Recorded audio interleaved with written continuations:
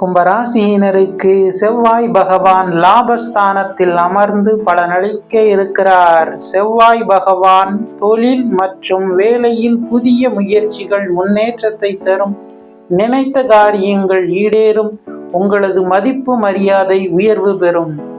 தைரியம் மற்றும் தன்னம்பிக்கை மேலோங்கும்.